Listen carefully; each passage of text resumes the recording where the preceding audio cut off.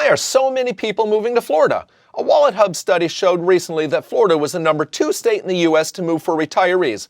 But stick around because you may be surprised that most of the top 7 reasons people move to Florida have nothing to do with retiring. The first, and perhaps the most obvious reason people move to Florida is the weather. The winters have what I believe is the best weather, with average highs in the mid-70s and average lows in the 50s. That's pretty nice, but the summers do get hot, which may be why there are so many swimming pools here and why our beaches are such a big deal to so many. Average highs in July run in the mid-90s and the lows run in the low to mid-70s. Here in Florida, you cannot even find snow shovels at the hardware store. Well, for that matter, it's hard to even find a good winter jacket. So many Floridians are former Yankees, myself included, that came to Florida to avoid the harsh winters and to take advantage of all this sunshine. Here in the Orlando area, we often get a couple freezes each year, with some years getting no freezing at all.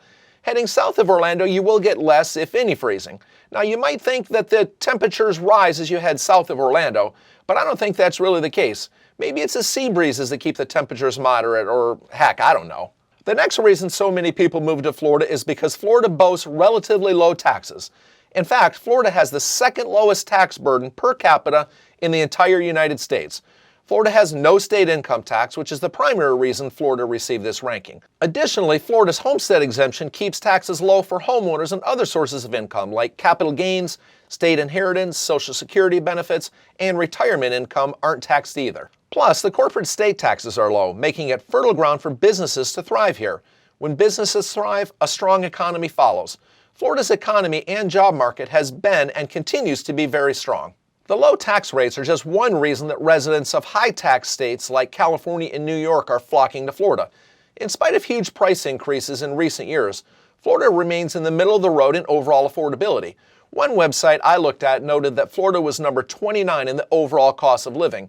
Now, I'm not sure if it's simply supply and demand as more people come here for the sunshine or what, but I believe that Florida used to rank even better in overall affordability. Florida is well known for its beautiful beaches. It's also well known that it's expensive to live on these beaches.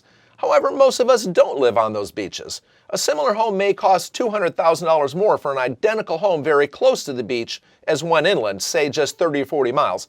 I'm not even talking about on the beach, I'm just talking about near the beach. I believe that the high cost of beach properties skews the overall cost of real estate here in Florida.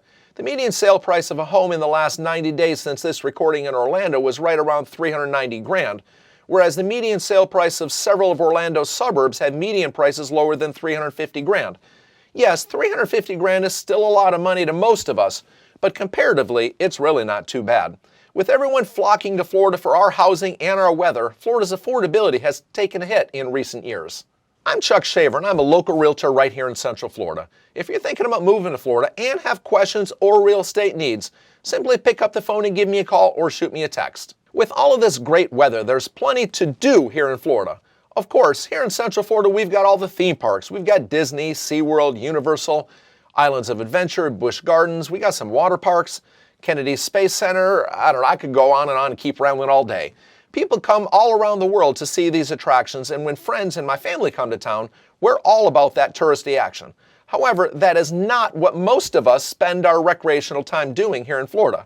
We've got all sorts of beautiful springs. We've got top-rated beaches, lagoons, and lakes. We've actually got more lakes than, I think, 42 other states. So if water is your thing, Florida has you covered. Florida has some lesser-known tourist destinations, too. My wife and I love several of them. We love St. Augustine, Tarpon Springs, Silver Springs, and Venice Beach for Shark's Teeth. Again, I could go on, but everything I've just noted is less than a couple hours ride from right here in Central Florida. 365 days of sunshine allows us to kayak, fish, hunt, hike, golf, disc golf, or whatever your thing is all year long. And it's especially enjoyable in the winter when it's sunny and 75 degrees for so many days. When I first moved to Florida from Michigan back in the 80s, I remember that it just seemed like things moved a bit more slowly here. I also lived in New York for a time, and I can tell you that things are way slower here in Florida than up there. It seems to me that it's a faster pace than, say, Georgia or Tennessee, but people here seem to be more concerned about the way they live. People come to Florida to live, so there's a bit less of a rush as there was in Michigan or New York. It's not that the people here are lazy or unmotivated or anything crazy like that. I just think that there's a bit more living going on here in Florida. Yes, there's plenty of commerce and competitive jobs, But I believe that there's more of a philosophy here that life is meant to be lived, not just worked. Before we get to the next big reason that so many people move to Florida, take a quick second to hit the like and subscribe buttons and click that little notification bell so that you'll be notified whenever I post other videos just like this. Florida is a great place to retire. We've already addressed the tax benefits, so I'm not going to repeat all of that. But Florida has always been a haven for retirees. As such, Florida's healthcare system really caters to the needs of our retirees.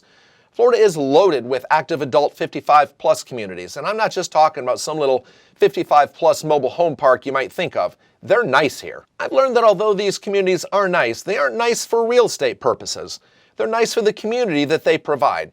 These communities provide all sorts of recreational and social activities that build relationships. It's amazing. Many of them take care of all the yard work and the exterior maintenance, so it relieves the pressure that so many retirees face to maintain their homes. I've helped many customers buy and sell homes in all sorts of these communities throughout Central Florida, so I can tell you from experience that they've got a lot to offer. I'm not an HOA guy, but I am envious of what some of these communities offer. Some of these are pricey, but when comparing the options for retiree housing across the country, there are plenty of affordable options right here in Florida, especially if you're willing to be outside one of our major cities. I briefly noted earlier that here in Florida it's about living. Last year we had like 137 million tourists come to Florida.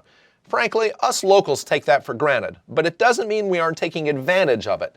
Yes, we travel to other parts of the country and the world like everybody else, but right here in Florida we can vacation where we live. It's quite common that even those of us in Orlando will vacation right here at the attractions or one of our world-famous beaches.